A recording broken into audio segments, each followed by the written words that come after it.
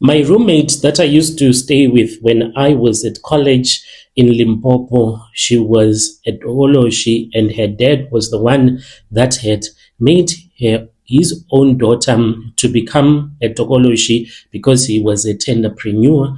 Let me tell you the story that happened when I left Soweto and I started staying in Limpopo. So this roommate of mine, she got saved by God, but it did not take one day. It took a very long time. We were experiencing a lot of spiritual attacks when the father found out that she had given her life to Jesus Christ. How are you, Brother Nashi? Please post for me as anonymous. I am a South African woman. This story, it happened when I was still in college. The year it was in 2015. When I think about it, sometimes I actually fell to even fall fast asleep. Not because I am afraid of demons or I am afraid of that girl that I used to stay with, but just knowing that the spiritual world, it is for real. When you do not know that the spiritual world is for real, you don't go around thinking much about it. You can live in sin, you can do whatever that you want, thinking that you are safe. But when you have come across such an encounter where now you know that the spiritual realm, it is for real, you will be afraid at all the times. I think about it. I remember the things that I used to see. I once saw a cup that was floating in the air. It was 3 midnight. And when I woke up, this cup, it was as if there was someone that was holding it, but there was no one. When I switched on the light, it fell to the ground and it broke. Even the roommate of mine, when I looked at her, it was as if she was fully possessed by then. These are the things that I saw with my own eyes. I grew up in Soweto. My mother, she was everything to me. My mother, she was a nurse, and my father, he was Tonga, and he had came to Soweto. He had lived with my mom, but he had another wife that he had left back in the rural areas. So when he was in Joburg, he was staying with my mother. And later on, then he returned back to his family in Tanin. As for me, I did not really know him very well.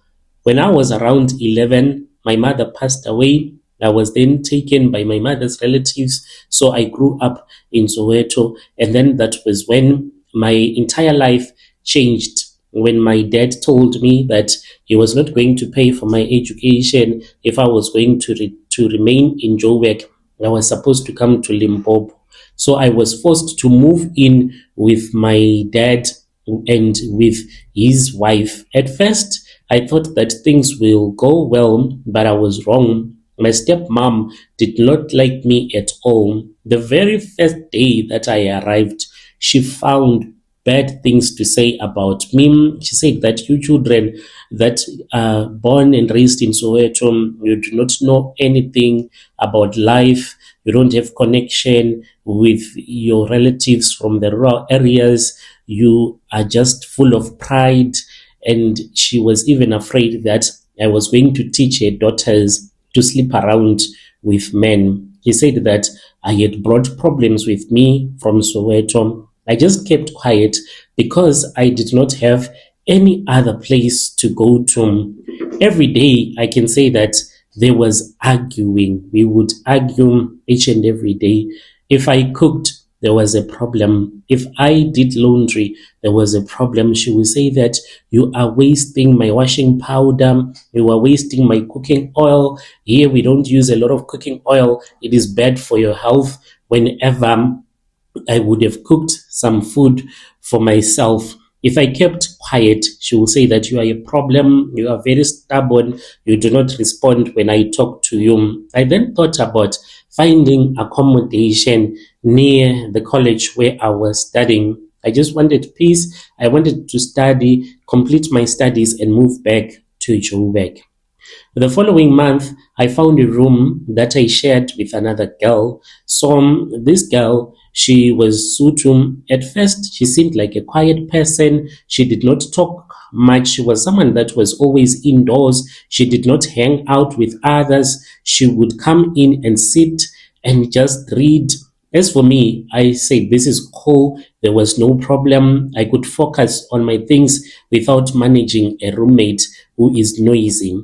After a few weeks, that was when I started seeing things that were very strange. Sometimes I would wake up in the middle of the night, finding her talking to herself as if there was a person she would be talking to. I would ask her, who are you having a conversation with? She would be sitting on the bed, speaking to someone that you could not even see. I would ask her, is there anyone that you are talking to? At first, I thought that maybe she was having her earphones on and she was busy talking on the phone. But when I would switch on the light, she won't be holding a phone, she won't be holding anything. And the moment that I would call out her name, she would immediately go quiet, then go to bed. In the morning, she would act as if there was nothing that had happened.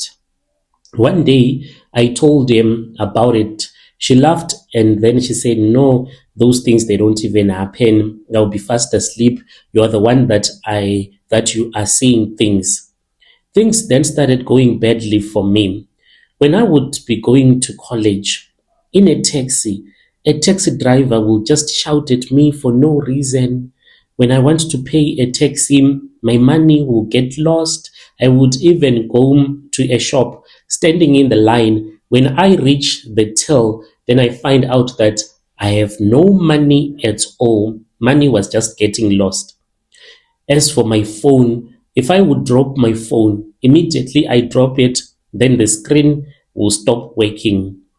And I did not even know what was happening. I was facing this kind of bad luck that one might dismiss and say that it is just normal bad luck. But as time went on, I started to see that there was something that was really wrong. At first, I thought that maybe it was a coincidence, but it was getting to be too much. One day, I went to pay fees. I took out the money, I walked with it. When I went to deposit the money, somehow it was missing. I was crying because I had gone to deposit this money at this other ATM, but I was inside of a mall. When I was crying, I went to a security guard and I told him that there was someone that had searched me. So they took me to the CCTV room. They searched and they did not see anything. They were like, maybe before you entered the mall, there was someone that already stole your money, because I was inside this other mall that is called Limpopo Mall. So I was like, no, even though I came from Boxer side and there was no one that even spoke to me. And the fact that when I entered the mall, I just went to the F&B and I collected the money and I headed to the net bank. There was no one that even came close to me. So I could not understand how my money had disappeared just like that. That was when that evening I returned back to the room, and then it was as if she knew that I had lost money. She just said, did you lose money today? And I said, who told you that I lost money?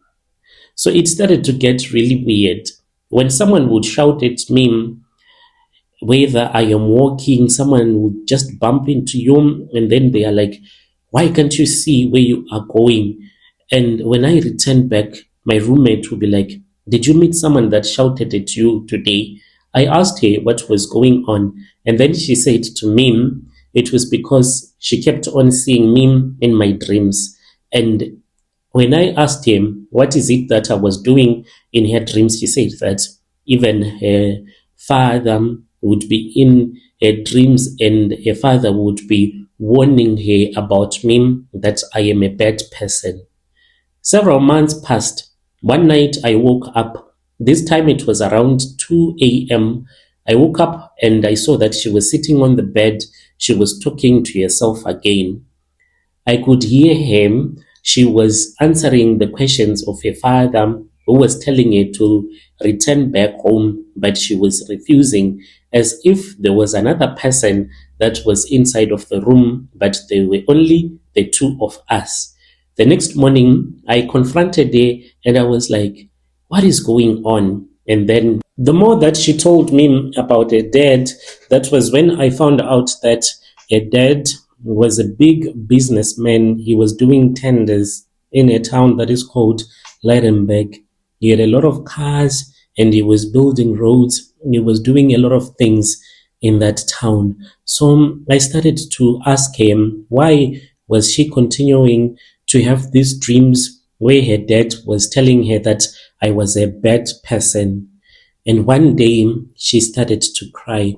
I felt so sorry on that day when she started to cry, because this was what she told me. She said to me that her dad was someone that had gone to Mozambique, and then all of a sudden he started to make money, and him and her mom, they went back to Mozambique again. And when they came back, the mom started to lose her mind, and the relatives from the mother's side, they started to blame her father, saying that he was the one that was using their daughter. And then the mother hanged herself. She committed suicide. She then told me of a story of what happened just after the mother had been buried. A father came into a room. He was holding a clay pot, and then he then said to my roommate that, I want you to take this clay pot and I want you to drink from it. She said that she drank something that looked like it was seaweeds that the dad forced her to drink. And that is how she started to see Tokoloshes at night. She said that she would see animals that are not even supposed to exist. She will see dogs that have two heads. She will see small men that will be walking around whenever she would be home alone with her siblings. Her dad, after each and every 7 months, she told me that he goes to Mozambique to renew the vows that he took so that he can continue to use their daughter. The most painful part was that when when she fell pregnant, her father then forced him to have an abortion. When she had an abortion, she said that the dad would monitor every time when she would change the sanitary pad. The dad will take that sanitary pad, claiming that he is going to throw the pads again. That is when I started to feel so much pain because of him. From that day, I encouraged her to pray. She was someone that hated to pray because I had noticed this.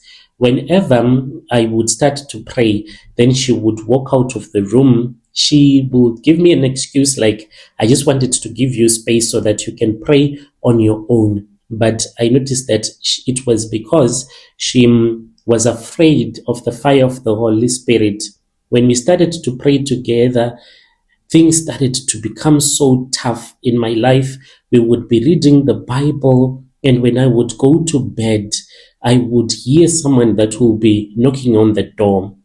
One day, we gathered the courage, me and her, to open the door when we were in bed, and then we had someone that was knocking at the door. When we opened it, there was nothing.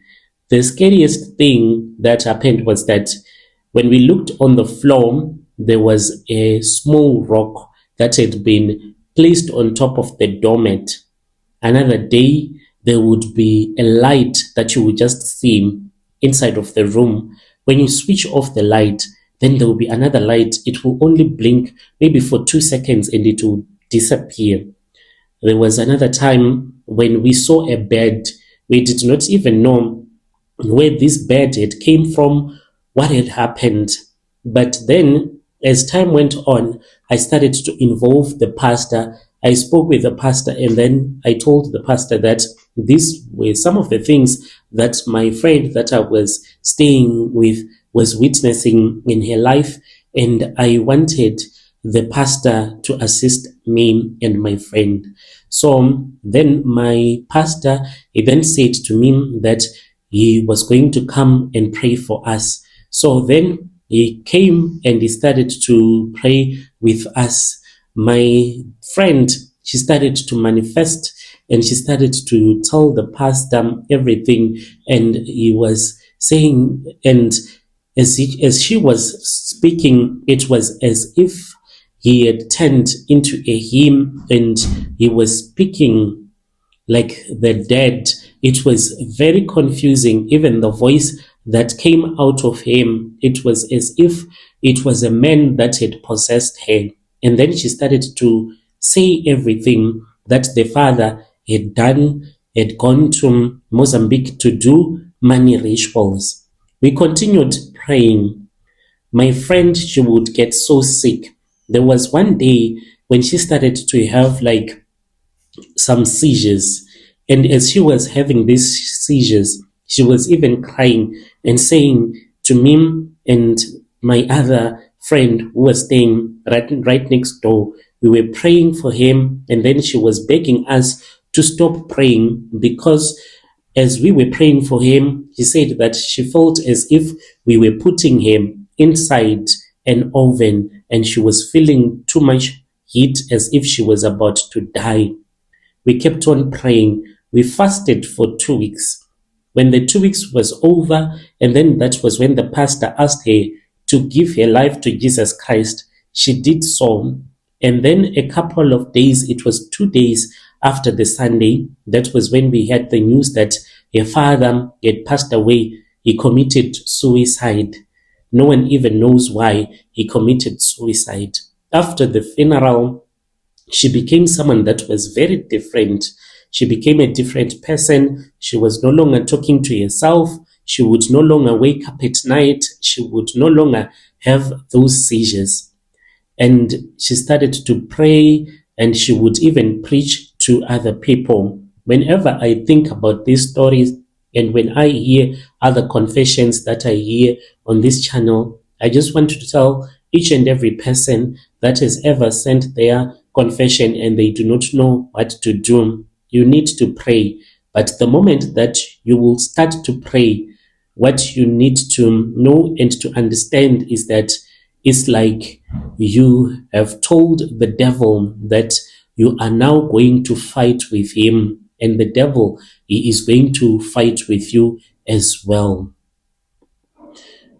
Your dear listeners, right there was a message that was sent to us by one of our dear sister. Let us try to speak with our dear sister in the comment section. Strange things indeed, they do happen in this world. Can you believe it? The spiritual warfare that she started to face because she just wanted to assist her fellow sister. If you have ever had any spiritual encounters, feel free to come to our inbox and then you share with us your own side of the story. I'll be back with another episode.